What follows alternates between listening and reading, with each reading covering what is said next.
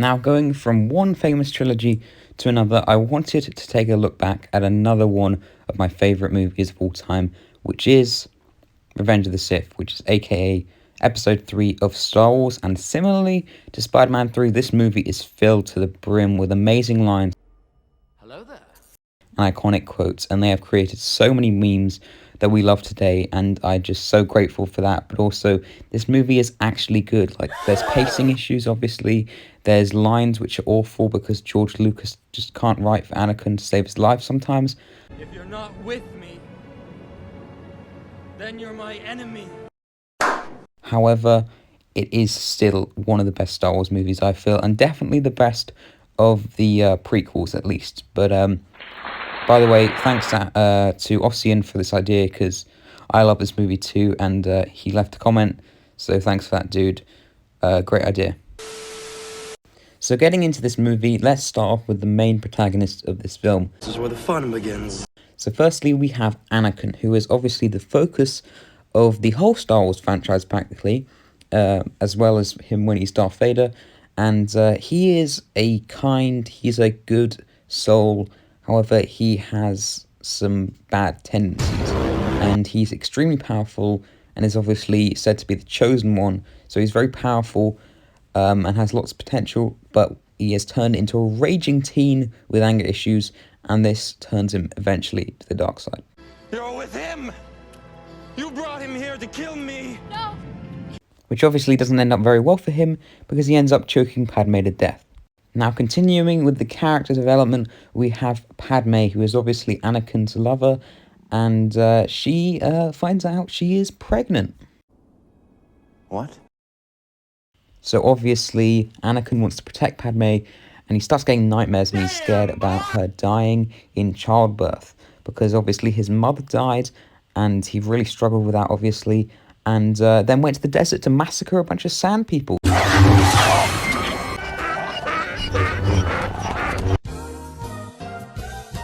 And the next character we have is Obi-Wan Kenobi, who is obviously one of the coolest and best Jedi Masters out there. This guy has the best lines out of anyone. Oh, I have a bad feeling about this. So basically at the beginning, they go to save the Chancellor, who's been trapped by Count Dooku on this ship, otherwise known as Willy Wonka's dad from Charlie and the Chocolate Factory. Remember that weird movie? Lollipops. What we called cavities on a stick. Well, yeah, this dude ends up getting his head chopped off by Anakin after the very famous line, Do it. So Anakin and Obi-Wan try to escape with the Chancellor, trying to protect him, and they run into General Grievous. And he's... General Grievous. You're shorter than I expected.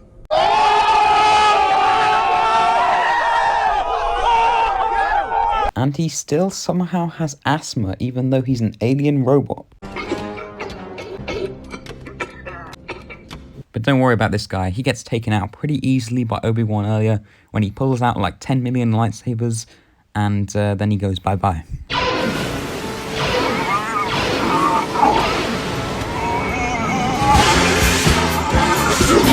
So yeah, they land the ship and they're all safe.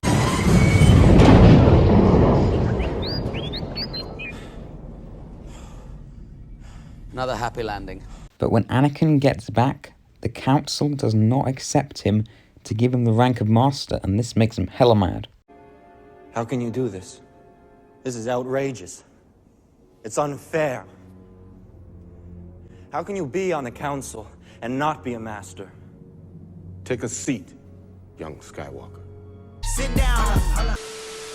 Anyway, so this makes Anakin even more angry, and this is not good because your boy, he's gonna rage soon, and this is where it starts going wrong. So Obi-Wan gets to go on a mission, and he takes out General Grievous, as we saw before, and it's happy days for him.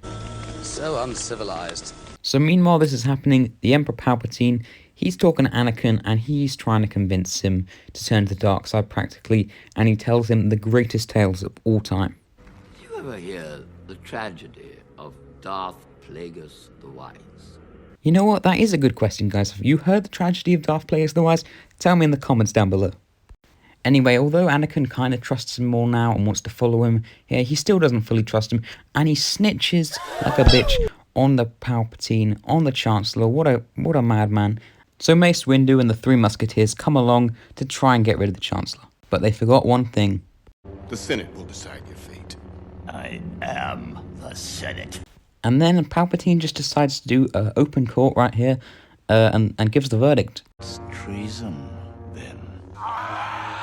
So we all know how this ends. Anakin comes along to help Palpatine out, cuts his hand off because in Star Wars only limbs are cut off, hands especially, legs, those sorts of things. And Mace Windu gets chucked out of the window. How ironic. And now we get to one of the best parts of the movie, Order 69. I'm gonna be honest with you. I'm kind of retarded. 66, Order 66. This is epic. This is the moment that all the stormtroopers betray the Jedi, and Palpatine signals to them, and they go on a murder spree, and everyone dies. No, not Kit Mundi. No. How could you do this? He's my favorite character. What about the droid attack on the Wookiees?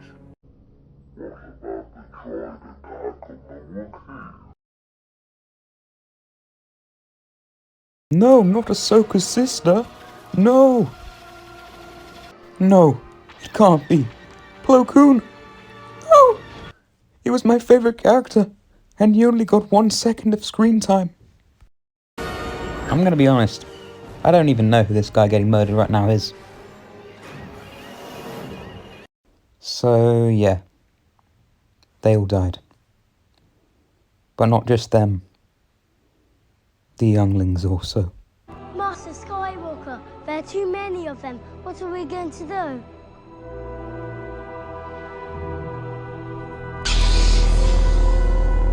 This is where the fun begins. Shut up, Anakin, you damn psychopathic murdering asshole. I'm sorry, guys. I may have gone a bit too far. It's just... Kit Mundi, man. All he ever wanted to know was... about the droid attack on the Wookiees. He was like a father to me. Because he was never there. And so, yeah, Anakin just goes and murders a few more innocent people.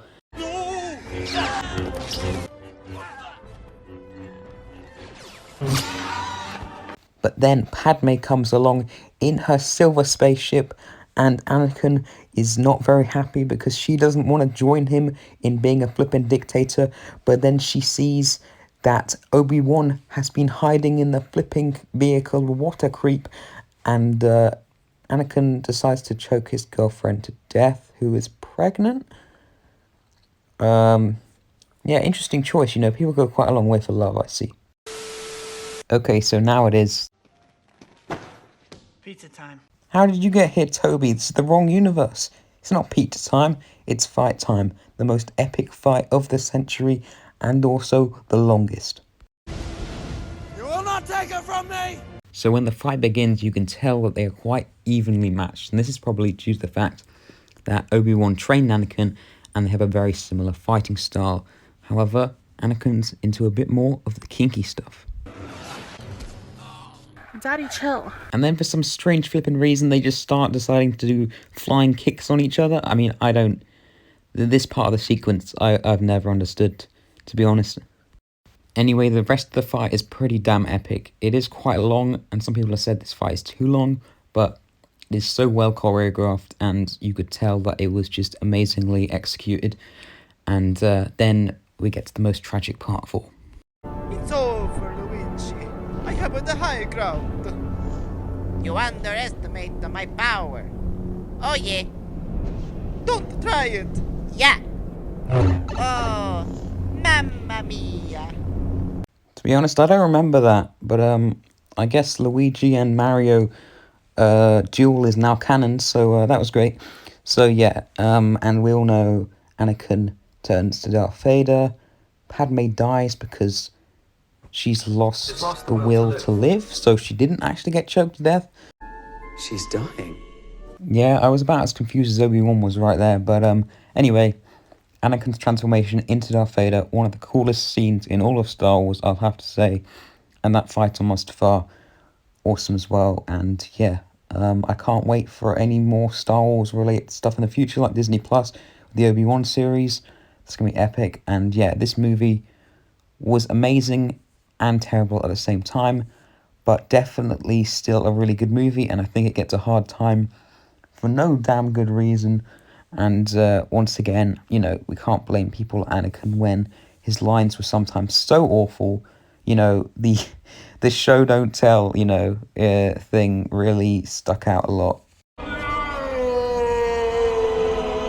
But other than a few dodgy lines every now and then, this movie is genuinely one of my favourite Star Wars movies ever.